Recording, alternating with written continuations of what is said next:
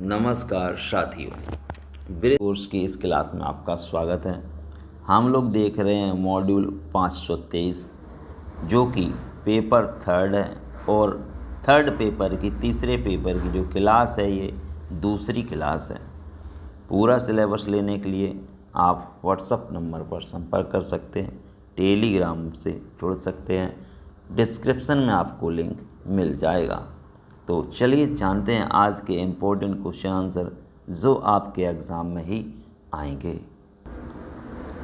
पिछली वीडियो में हम लोगों ने देखे थे 10 इम्पोर्टेंट क्वेश्चन। चलिए अब समझ लेते हैं नेक्स्ट ये क्वेश्चन क्या है। राष्ट्रीय शिक्षा नीति 1986 की विशेषताएं बताइए। राष्ट्रीय शिक्षा नीति 1986 की आपको विशेषताएं बतानी है। ऑप्शन है सामने ए समाज सामान्य पाठ्यक्रम, ऑप्शन बी न्यूनतम अधिकतम स्तर, ऑप्शन सी मूल शिक्षा, ऑप्शन डी उपरोक्त सभी।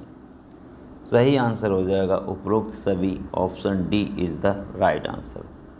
नेक्स्ट क्वेश्चन है लघु माध्यमिक स्तर पर पाठ्यक्रम में कितने विषयों की व्यवस्था की गई है।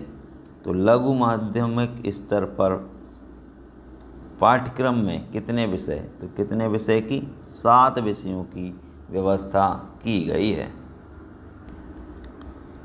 अगला क्वेश्चन है लघु माध्यमिक स्तर पर पाठ्यक्रम में कितने विषयों की व्यवस्था की गई है। तो आंसर हो जाएगा 7 विषयों की व्यवस्था की गई है। नेक्स्ट क्वेश्चन है क्वेश्चन नंबर 14। सीखने का विषय या पाठ्यक्रम पदार्थों, विचारों और सिद्धांतों का चित्रण है जो निरंतर उद्देश्यपूर्ण क्रियान्वेषण से साधन तथा बाधा के रूप में आ जाते हैं।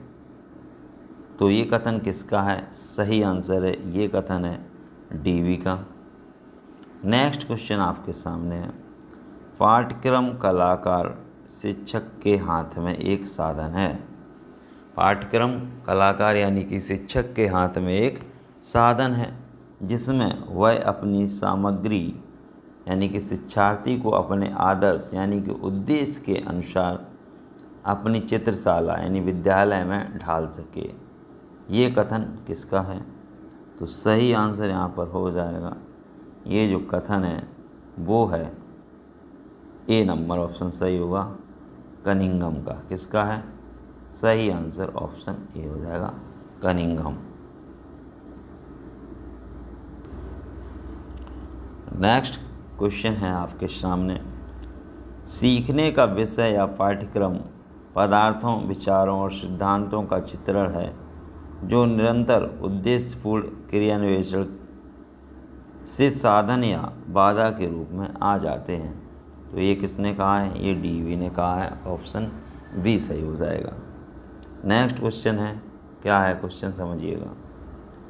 पाठ्यक्रम को पाठ्य वस्तु का सुव्यवस्थित रूप कहा जाता है। किसने कहा था? पाठ्यक्रम को पाठ्य वस्तु का सुव्यवस्थित रूप कहा जाता है, ये किसने कहा था? सही आंसर हो जाएगा यहाँ पर बेंट, ऑप्शन बी बेंट ने कहा था। नेक्स्ट क्वेश्चन है पाठ्यक्रम के कार्यों को पूर्ण करने से संबंधित क्रियाएं हैं। पाठ्यक्रम के कार्यों को पूर्ण करने से संबंधित जो क्रियाएं हैं वो कौन सी हैं? ऑप्शन देखिएगा शैक्षिक क्रियाएं, पाठ सहगामी क्रियाएं, रुचि कार्य। तो ऑप्शन यहाँ पर डी सही हो जाता है उपरोक्त सभी, यानी कि ऊपर के सारे आंसर सही हैं। नेक्स्ट क्वेश्चन है पाठ्य वस्तु को मुद्रित संदर्शिका कहा जाता है। पाठ्य वस्तु को मुद्रित संदर्शिका कहा जाता है, क्यों कहा जाता है? आंसर हो जाएगा हेनरी हॉफ के कारण। किसके कारण? हेनरी हॉफ के कारण। नेक्स्ट क्वेश्चन आपके सामने है, क्या है क्वेश्चन? क्रियात्मक अनुसंधान के कितने सोपान होते हैं? क्रियात्मक अनुसंधान के कितने सोपान होते हैं? सही आंसर हो जाएगा ऑप्शन सी 6। कितने सोपान होते हैं? 6 सोपान होते हैं। अधिक जानकारी के लिए बीएड ब्रिज कोर्स सिलेबस प्राप्त करने के लिए आप व्हाट्सएप पर संपर्क कर सकते हैं। व्हाट्सएप नंबर है 7055667037। वीडियो अंत तक देखने के लिए आपका बहुत बहुत धन्यवाद।